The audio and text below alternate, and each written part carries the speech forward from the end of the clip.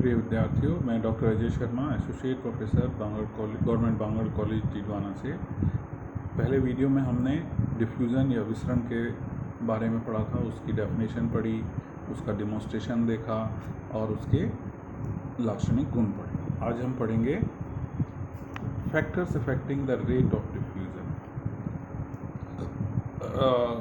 Diffusion की दर को प्रभावित करने वाले कारक। In terms of free energy, net diffusion of gases or other substances like water is from the region of its greater free energy or total molecular activity to a region of its lesser free energy।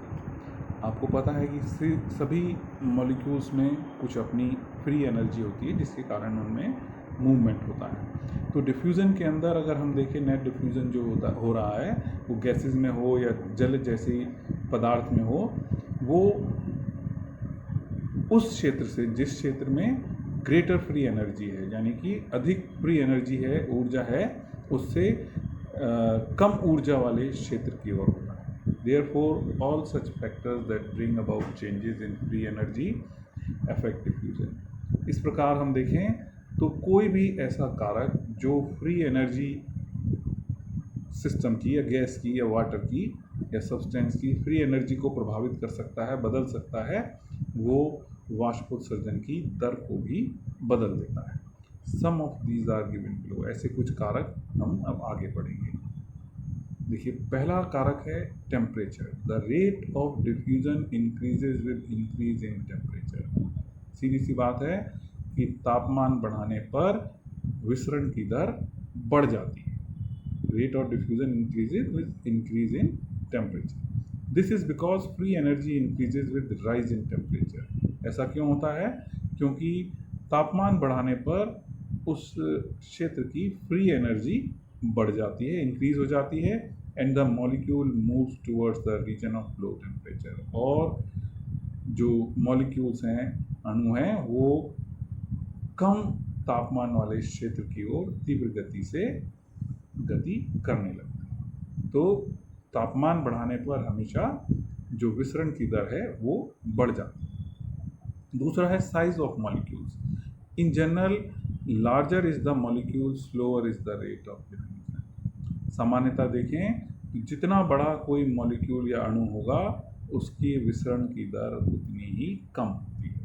This can be deducted from grams law of diffusion. इसको हम grams के law of diffusion या ग्राम के विसरण के नियम के द्वारा समझ सकते हैं। Which states that the rate of diffusion of gases is, जो बताता है हमको कि जो गैसेस के अंदर डिफ्यूज़न की दर है वो व्युत्क्रमानुपाती होती है square root of their densities. उनके घनत्व के स्क्वायर रूट के व्युत्क्रमानुपाती होती है। ठीक है, तो गैसेस में हम ग्राम के लॉ से, ग्राम के नियम से पता लगा सकते हैं कि जो डिफ्यूज़न की दर है या रेट ऑफ डिफ्यूज़न है वो व्युत्क्रमानुपाती होता है उन गैसेस की घनत्व के स्क्वायर रूट के, जिसको हम ये are inversely proportional 1 upon square root of D density से ज्ञात कर सकते हैं। Rate of diffusion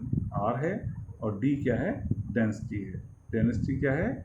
mass per unit volume. तो हम इसके द्वारा आसानी से पता लगा सकते हैं रेट क्या है, दर क्या है गैसेस की। तीसरा है medium in which diffusion occurs. वो माध्यम जिसमें डिफ्यूजन हो रहा है। The rate of diffusion would be if the medium is concentrated, that it increase in the number of foreign molecules causes the rate of diffusion to decrease। ऐसा कोई भी माध्यम जिसमें आपको पता है कि सॉल्यूशन किससे मिलता है? सॉल्यूट और सॉल्वेंट से मिलकर। अगर सॉल्वेंट की जगह पर उसमें सॉल्यूट का कंसंट्रेशन बहुत अधिक है, ठीक है, यानी कि फॉरेन लिखा है ना कि that is increase in the number of foreign molecules causes the rate of diffusion to decrease. जितना गाढ़ा या जितना कंसंट्रेटेड सॉल्यूशन होगा उतना ही उसमें विसरण की दर कम होती है। इस कारण से हम देखते हैं कि जो गैसेस है वो सबसे अधिक तीव्रता से वैक्यूम में गति करती हैं एयर के मुकाबले, क्योंकि एयर में बहुत सारे और कंपोनेंट्स मिले हुए होते हैं। तो यदि हम किसी गैस को वैक्यूम में डिफ्यूज़ कराने की कोशिश करेंगे तो उसकी रेट एयर के कंपैरिजन में बहुत अधिक होती है। इस प्रकार देखें तो ठोस माध्यम में जो डिफ्यूज़न का रेट है वो सबसे कम, द्रव्य में उससे थोड़ा अधिक, और गैस में सबसे तेज विचरण का दर होता है। अगला फैक्टर क्या है? Diffusion pressure deficient, DPD। It is the difference in the concentration of diffusing molecules between one area and another over a specific distance. विसरणदार डिफिशिट प्रवणता, इस ग्रेडियंट, ये क्या है? This is the difference in the concentration of diffusing molecules between one area and another area a specific distance। एक निश्चित दूरी पर डिफ्यूजन प्रेशर डेफिशिट क्या है?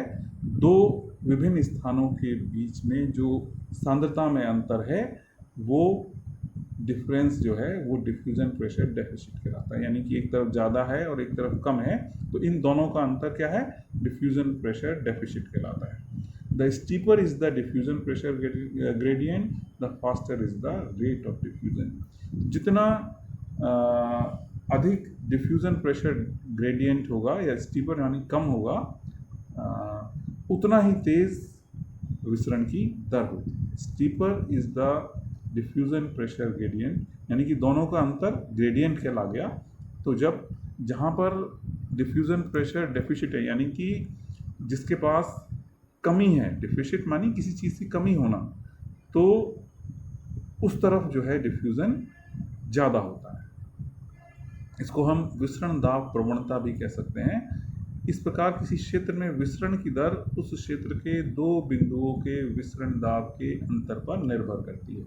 यदि अंतर अधिक होता है तो विसरण की दर तेज होती है, और अंतर कम होता है तो विसरण की दर कम होती है। यानी कि DPD या ग्रेडियंट जो है, जो दोनों जगह के सांद्रता में अंतर है, उसके आधार पर हम कहें जितना अंतर अधिक होगा उतना ही विसरण की दर तेज होती है। यानी कि जो विसरण दाब प्रवणता है अधिक होने पर उतना ही विसरण की दर तेज हो जाती है। नेक्स्ट देखें, सॉल्युबिलिटी ऑफ सॉल्यूट्स।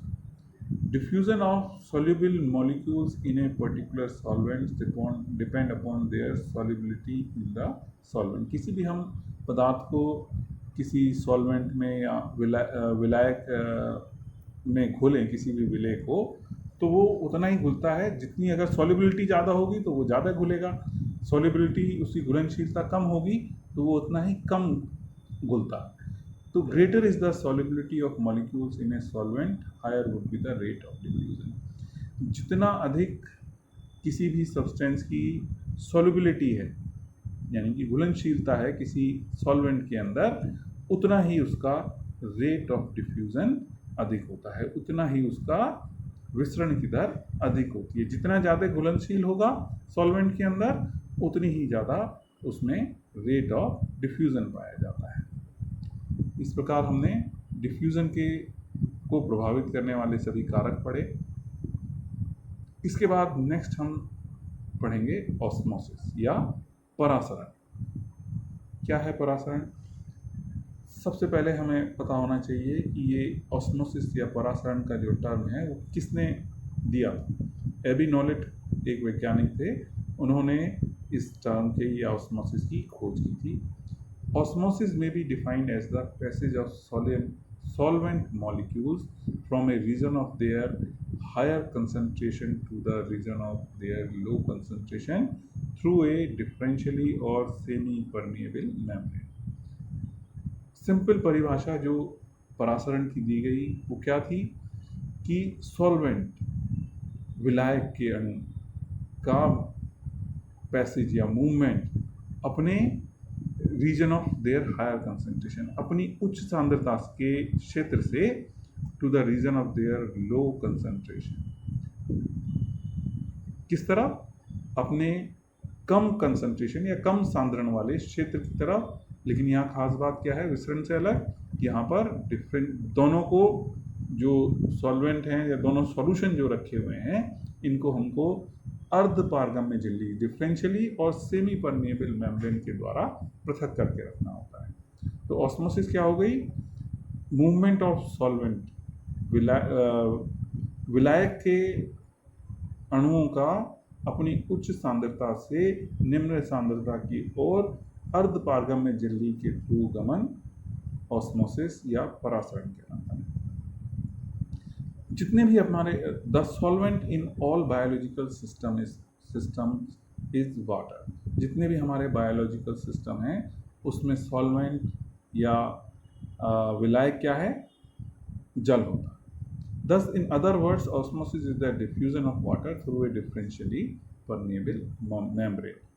अन्य शब्दों में हम क्या कह सकते हैं कि जो ऑस्मोसिस है वो विसरण है थ्रू डिफरेंशियली परमेबल मेम्ब्रेन, अर्ध पारगम्य झिल्ली के से होने वाला विसरण है। तो आपको अंतर समझ में आ गया, ऑस्मोसिस या परासरण और विसरण के अंदर। विसरण में हमको कोई झिल्ली की आवश्यकता नहीं होती है, जबकि परासरण में हमको अर्ध पारगम्य झिल्ली की आवश्यकता होती है। इस ऑस्मोसिस को हम एक बहुत ही simple experiment, osmosis is demonstrated by a simple experiment in the laboratory. इस एक्सपेरिमेंट को इस ऑस्मोसिस की क्रिया को हम बहुत ही आसानी से अपनी लैब में एक साधारण प्रयोग के द्वारा प्रदर्शित कर सकते हैं। इसके लिए क्या करना होगा? सबसे पहले हमको एक बकरी के ब्लैडर, गोट ब्लैडर और parchment paper is tied to the wide mouth of a thistle funnel. सबसे पहले हमको क्या चाहिए? एक थिसिल फनल चाहिए। इस थिसिल फनल का जो चौड़ा वाला भाग है, ये जो नीचे वाला भाग होता है थिसिल फनल का, ये थिसिल फनल है, इसका जो नीचे वाला भाग है चौड़ा, इसको हमको पार्चमेंट पेपर से बांधना होता है, टाइड विद पार्चमेंट पेपर या गोट ब्लैडर से। इसके बाद इसमें हम जो थिसिल फनल है इसको हम, क्योंकि अब एक सिरा तो पार्चमेंट पेपर से हमारा बंद हो गया, दूसरे सिरे से हम इसमें शुगर सॉल्यूशन भर देते हैं। तो शुगर सॉल्यूशन भर के हम इसको उल्टा किया हुआ है, तभी शुगर सॉल्यूशन भर पाएंगे, क्योंकि हमारा चौड़ा वाला मुंह तो इसका बंद है। तो इधर से हम इसको मार्क कर लेंगे, जैसे हमने ये यहाँ मार्क किया हुआ है। तो ये पहला सेटिंग है कि हमने इसमें जब शुगर सॉल्यूशन भर दिया उसके बाद हमने इसको मार्क कर दिया। फिर इस थिसिल फनल को, जहाँ ब्लैडर वाला हिस्सा था, जो चौड़ा वाला हिस्सा था, उससे हम जल भरे बीकर में कुछ समय के लिए डुबो कर रख देते हैं। The level of solution in the tube और द फलन की मार्क, ये हमने पहले मार्क कर लिया। After some time the level in the tube increases, this is due to entry of water. कुछ समय इस एक्सपेरिमेंट को ऐसे ही रखा रहने देते हैं। तो कुछ समय बाद हम देखेंगे कि जो ये दूसरी जो स्थिति है, इसमें हम देखेंगे कि वाटर का लेवल यहाँ से यहाँ तक इसका बढ़ गया है।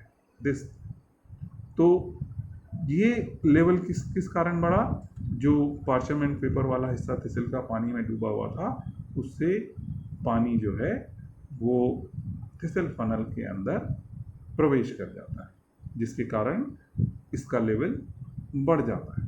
This is due to entry of water molecules from the beaker into the thistle funnel. ठीक है, जो प्योर वाटर या प्योर सॉल्वेंट बाहर रखा हुआ था, उसका सोल्यूशन, शुगर सोल्यूशन हमने, कंसनट्रेटेड शुगर सोल्यूशन हमने थिसिल फनल में भरा हुआ था।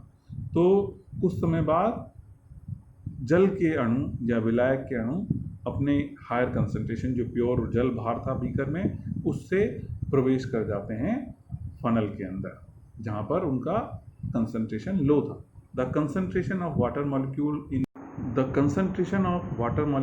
इन beaker is more than there concentration inside the thistle funnel.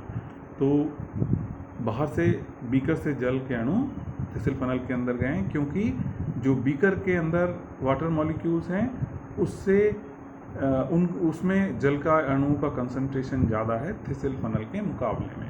Therefore water molecules move from region of higher concentration, that is from beaker, to the region of their low concentration, that is inside the funnel. यानी कि जो water molecules का movement हुआ वो अपने higher reason या higher concentration, अधिक सांद्रता वाले क्षेत्र से जो कि बीकर में है जल में, से region of their lower concentration जो कि फनल के अंदर है, जहां उनका जल के अणुओं की सांद्रता कम थी। इसके बाद हम नेक्स्ट पढ़ेंगे permeability of water, next video में देखेंगे।